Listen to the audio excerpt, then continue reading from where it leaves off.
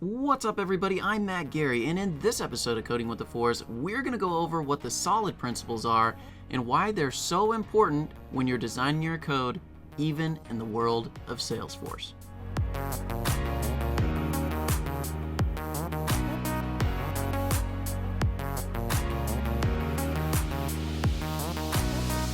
Alright guys, so today we're going to go over the solid design principles. We're going to go over where they came from, why they're important.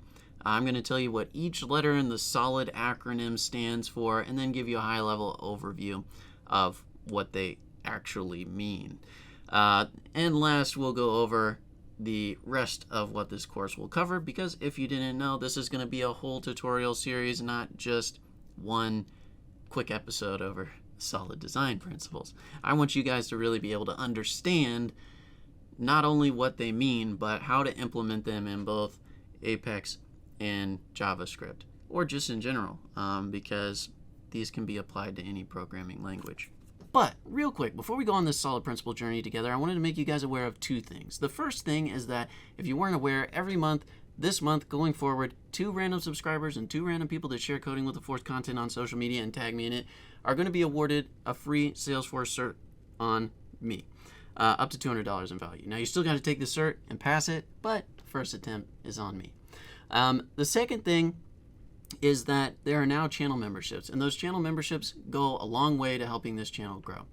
They also come with really cool things, like being able to talk to me on Discord if you're having trouble with whatever development that you're doing.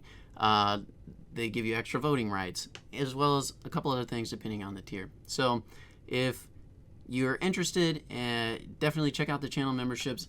The money from those channel memberships goes right back into this community to make this a more useful resource for everyone, because my goal is to create something that's extremely useful for all of the Salesforce developers, architects, admins out there. So anyway, now that that's over with, let's get back to the video and check out these solid design principles. So what are the solid design principles? The solid design principles are a subset of the many design principles that exist in the world of software engineering that were put together by Robert C. Martin, or Uncle Bob, and they have been widely accepted these days as some exceptional principles when used together and used correctly. And I can tell you from having implemented them myself, it is true. They are excellent when you actually implement them and you figure out how to implement them in the right way. Now, as far as why they are so important, I'm sure that many of you have been in similar situations to myself in the past, where you have gone on to a new team or whatever. You've gone on to a new project and you have been tasked with updating some code, right? It needs to, some maybe business logic has changed and you need to go alter that code. And you'd think it was easy, right? I mean, at first glance, it seems like it should be an easy task.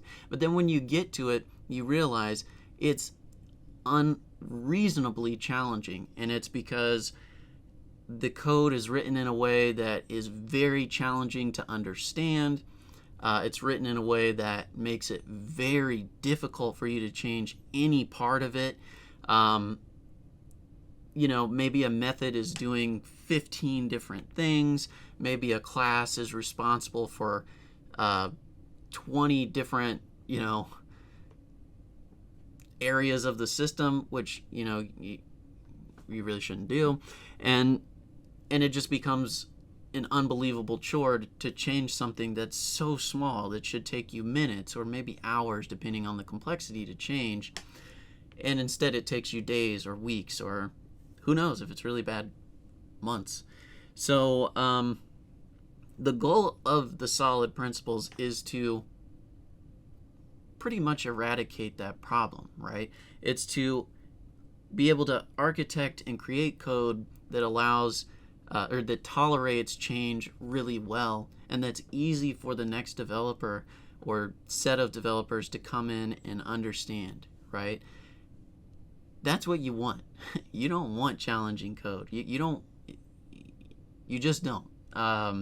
If you can't understand your own code after you've written it, then it's almost as if you didn't write it, because you're going to have to change it, and you're going to have the most challenging time in the world changing it in the future. So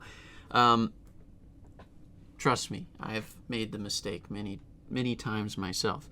So yeah, that's the goal, to create code or design code or architect code, whatever you want to call it, that can tolerate change and that is really easy for you and other people to understand in the future. So cool. So we've gone over kind of the origins of Solid. We've gone over why it's important. Let me just walk you through what each letter stands for. The Solid Design Principle, SOLID, stands for different design. Each letter stands for a different design principle in software engineering. So the first one is the Single Responsibility Principle. S stands for Single Responsibility. The O is the Open-Close Principle. The L is the Liskov Substitution Principle. The I is the Interface Segregation Principle. And the D stands for Dependency Inversion Principle. And those sound like really, really complicated things. And because they have these really weird kind of non-intuitive, except for, well, actually, no, I don't even think it does. All of these things seem difficult because their names are weird, right? They're not like easy to understand, but they actually are. They're very simple when you actually break down what they are and you truly understand what they're trying, the point they're trying to get across. And in the subsequent videos throughout the rest of this series, we'll go over each principle, and you'll see just how easy they are to implement and how easy they are to comprehend once you just have a general understanding of what all these fancy words mean. So the last thing that I want to do in this video is just give you a high-level overview of what each principle hopes to achieve. So let's get to it. The first design principle in the Solid Design Principles is the Single Responsibility Principle, or it's sometimes referred to as SRP, which is just an acronym, SRP, Single Responsibility Principle.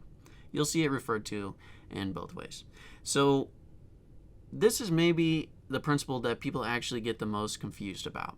The rest of them are a little harder to understand at a core level, but the Single Responsibility Principle seems easy, but it's really, people have so many definitions of what it should be, and so many of them are not quite right. So there's a lot of misinformation out there, which leads to it not being implemented the way that it probably should. So the historical definition, and the definition that you'll see most commonly out on the web or wherever, is that a module should have one and only one reason to change. But the question there is, what is that reason? What is the core driving factor behind that reason for change, right? It could be a lot of things that drive that reason for change. And we'll go over this more in the SRP video itself. But what does that mean? Does that mean that every class should have one method? Does that mean that every class should only contain information or functions for one application in your system? What does it actually mean, right? A better definition of it, actually, that I've read, which comes from Robert C. Martin's Clean Architecture book, is that a module should be responsible to one and only one actor in your system. So what does that mean? It means that maybe you have a opportunity calculator or something within your system that you use in different ways for your CFO and for your sales associates and for your, whoever else, right? And you need to encapsulate those classes and those methods so that they only change based on the actor. So, maybe that means that you use something like, I don't want to get into it too much, something like the facade pattern, something like the factory pattern, to make it so that based on whoever is actually using it at one period of time, they have a different class with different functions that are relevant to them as an actor in your system. And the reason that's important is because, what if I have this opportunity calculator and I'm asked as a developer to go in and change it for the sales associates, right? And they need it calculated in a different way. But the CFO doesn't want it calculated that way. It just destroys their view of things and is not relevant to them as an individual in your system. Well, if you go and change it for the sales associate, then it's going to change it for the CFO if you haven't split those classes into their two different actor-based classes. And you're going to have some really negative repercussions. Things that you might not even be aware of are negative repercussions until they happen, and it might not be caught for a while. So that's what it means. We'll go over it and we'll build an example together in the next video in this tutorial series, actually. So but that in general is what it means, and is it's the principle that is the most confusing for people to actually implement the right way, I think. So anyway, I've talked about this one for far too long. Let's move to the open-closed principle. Okay, so the second principle is the open-closed principle. And this one is a little bit easier to understand in my opinion, but, that's just my opinion. We'll go over this more in detail in its respective video, by the way, so just bear with me. Basically, the open-closed principle states that a software artifact should be open for extension but closed for modification. And, this is kind of easy to explain in my opinion, even though it can be a little confusing at first. Say you have a component in your system, say it's a Lightning Web component, or maybe it's an Aura component or a Visualforce page, doesn't really matter.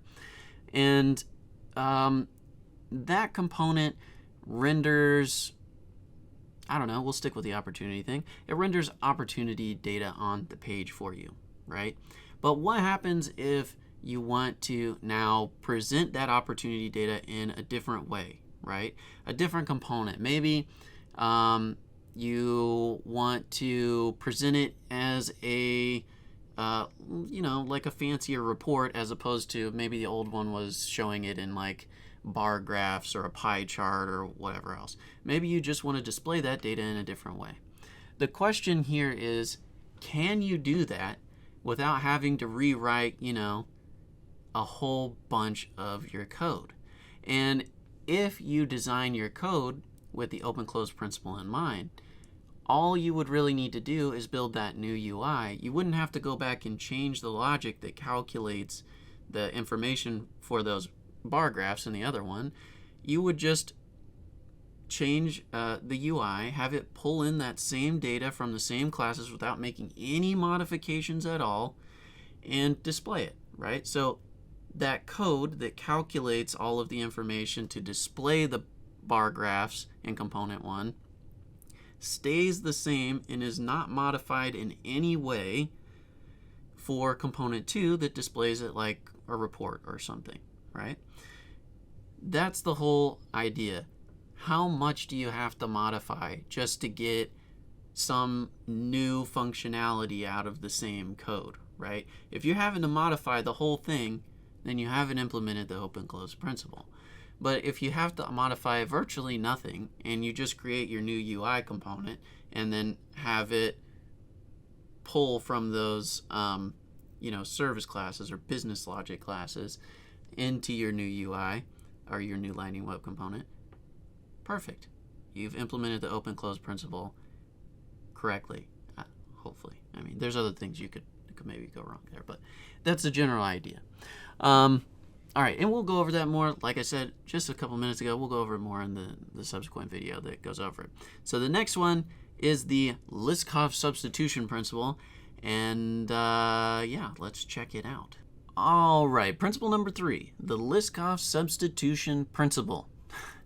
It is the most confusing principle in terms of the name and the definition, but it's probably the least confusing in terms of what it actually hopes to achieve, right? So the Liskov substitution principle was named after the a woman that kind of coined the principle, Barbara Liskov. And its definition in the paper that she wrote about it, I believe it was a paper, is a little confusing. I'll read it to you, and then I'm going to tell you my definition of it that's, I think, quite a bit easier to understand. The definition, at least part of it, is what is wanted here is something like the following substitution property. If for each object O1 of type S there is an object O2 of type T, such that for all programs P defined in terms of T, the behavior of P is unchanged when O1 is substituted for O2, then S is a subtype of T. That's a lot of words, man.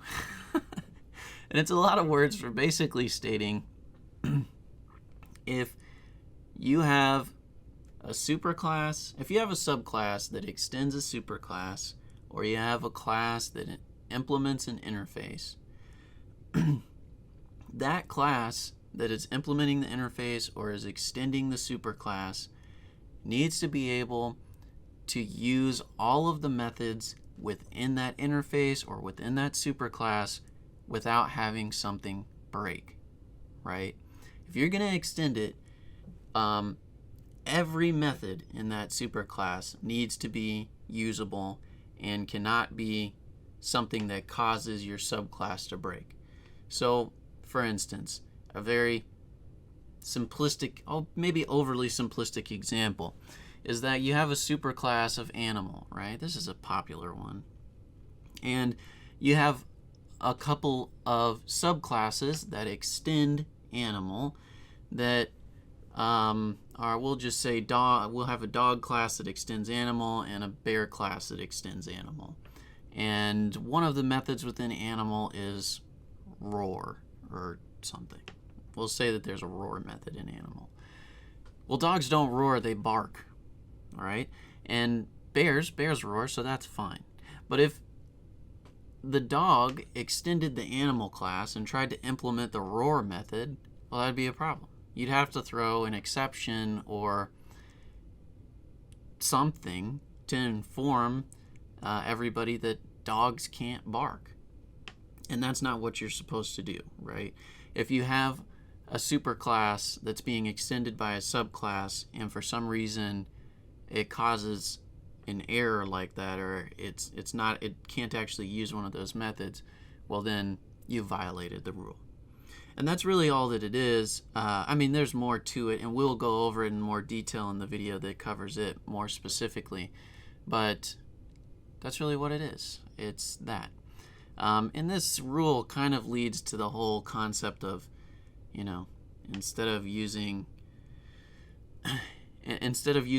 inheritance through the use of superclasses like that, maybe you should use composition. This is a whole topic I'm not going to get into, but when you start looking into it, you'll start seeing those things. And this is kind of why. Because you can't predict the future all the time.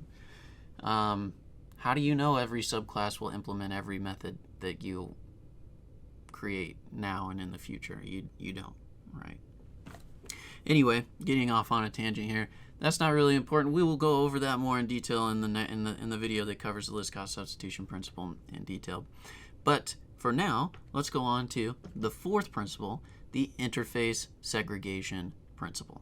Okay, the interface segregation principle. This is yet another principle that has multiple definitions and a little bit of confusion about what the actual point of it is. Like, what does it hope to achieve? What are we doing with it, right?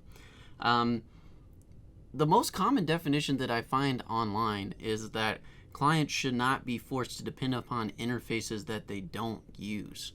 And quite frankly, I don't really think that's the point of the interface segregation principle. In fact, if you go and read Robert Martin's work, the guy that's kind of coined all this stuff and made it popular, that's not really how he describes it. He describes it as changing your code architecture to basically make it so that your code doesn't depend on things it doesn't need to depend on. And that's a whole lot more broad than, your code shouldn't be forced to depend on interfaces they don't use, right?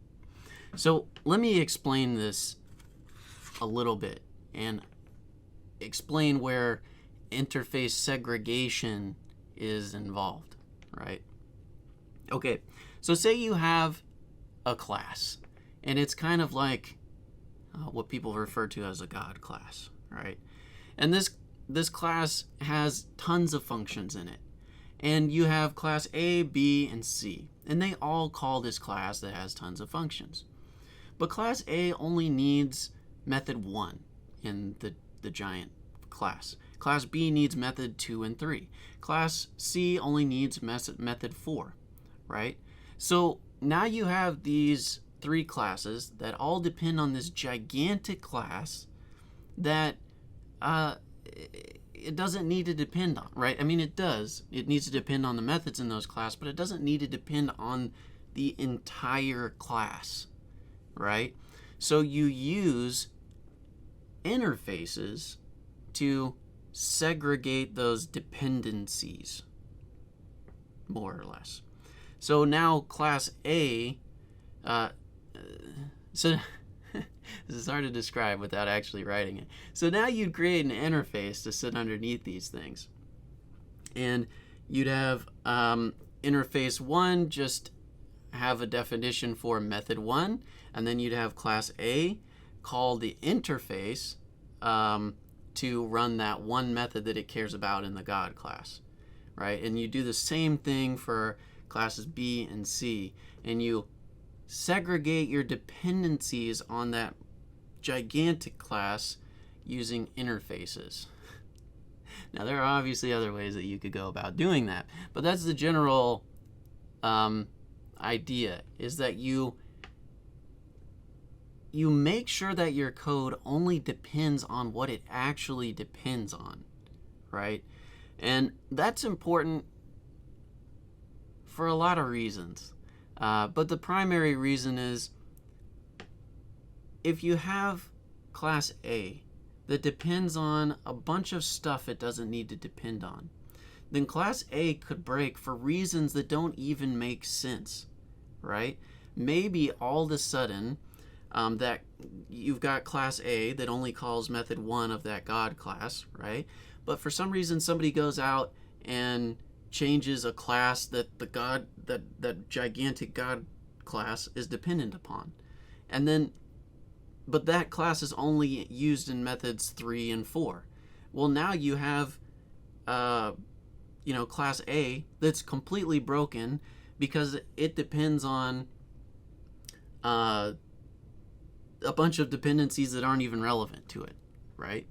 So the whole point is the whole point of the interface segregation principle is actually just to reduce the amount of dependencies in your code. And we'll take a look at that again in more detail in the video where I go over it. But there's a lot of miscommunication. Some of the most popular videos online about this don't go over that. They just go over the idea of, you shouldn't use interface A for a class that shouldn't use it. That doesn't, of course you shouldn't. And that's just common sense. But it's more about making sure that your dependencies are truly needed for all of your classes, right? You're not having weird dependency problems for things your class isn't even truly dependent upon. All right, anyway, gone off on a rant there for far too long, probably. Let's go on to the dependency inversion principle, the final principle. All right, the fifth and final principle, the dependency inversion principle. This is easily my favorite principle. They are all very useful, but this one is by far the most useful.